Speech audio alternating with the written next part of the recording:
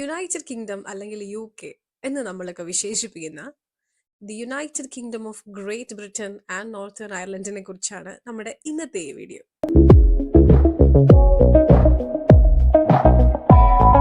നമ്മൾ UK വരുമ്പോൾ എന്തൊക്കെ സാധനങ്ങൾ കൊണ്ടുവരണം, UK വരുമ്പോൾ എത്ര രൂപ ചെലവാകും എന്നൊക്കെ സംസാരിച്ചു.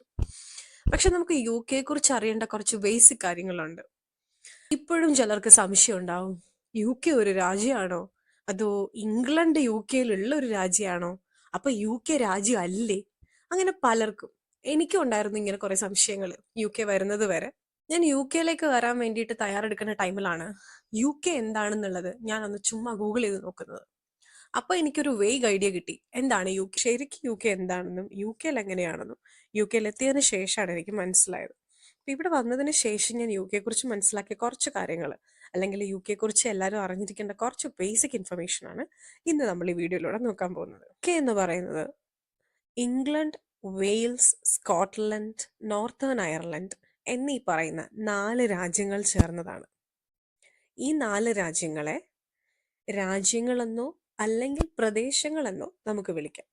അതായത് UK തന്നെ, അല്ലെങ്കിൽ UK ഗവൺമെന്റ് തന്നെ UK ഈ 4 രാജ്യങ്ങളെ വിശേഷിപ്പിക്കുന്നത് റീജിയൻ എന്ന് വെച്ചിട്ടാണ്. UK 4 ഭൂപ്രദേശങ്ങളാണ് അപ്പൊ നമ്മൾ ഈ പറഞ്ഞ Northern Ireland, England, Scotland, Wales എന്ന് പറയും. ഇംഗ്ലണ്ടിന്റെ ക്യാപിറ്റൽ ലണ്ടനും, സ്കോട്ട്ലൻഡിന്റെ ക്യാപിറ്റൽ എഡിൻബർഗും, നോർത്തേൺ അയർലൻഡിന്റെ ക്യാപിറ്റൽ ബെൽഫാസ്റ്റും, വെയിൽസിന്റെ ക്യാപിറ്റൽ കാർഡിഫും ആണ് വരുന്നത്.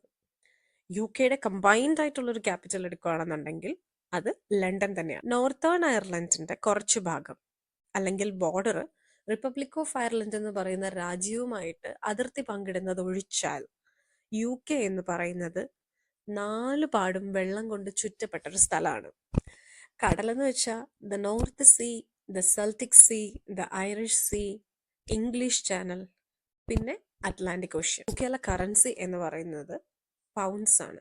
പൗണ്ട് സ്റ്റെർലിംഗ് എന്നാണ് ഷോർട്ട് ഫോം ആയിട്ട് നമ്മൾ പൗണ്ട് എന്നും GBP എന്നും ഒക്കെ പറയും. യൂറോപ്പുമായിട്ട് ബന്ധിപ്പിക്കുന്ന ഒരു ടണലുണ്ട്, ചാനൽ ടണൽ. അതാണ് ലോകത്തിലെ തന്നെ ഏറ്റവും വലിയ അണ്ടർ വാട്ടർ ടണൽ. ടണലിന്റെ മൊത്തത്തിലുള്ള നീളം വരുന്നത് 31 മൈൽ, ഏകദേശം 50 കിലോമീറ്റർ ആണ്.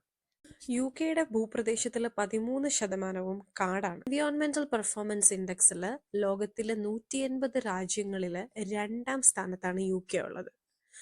UK ഒരു ഡെമോക്രാറ്റിക് പാർലമെന്ററി മൊണാർക്കിയാണ്. അതായത് ഇവിടെ ഗവൺമെന്റും ഉണ്ട്, രാജാവും ഉണ്ട്. 150 കോൺസ്റ്റിറ്റ്യുവൻസീസ് ആണ് UK അതായത് 650 നിയോജക മണ്ഡലം. ഇവിടെ നിന്ന് തെരഞ്ഞെടുക്കപ്പെടുന്ന MP-മാര് അല്ലെങ്കിൽ മെമ്പർ ഓഫ് പാർലമെന്റ്സിനെയാണ് എലക്ട് ചെയ്യപ്പെട്ട ഹൗസ് ഓഫ് കോമൺസ് എന്നിവിടെ അറിയപ്പെടുന്നത്.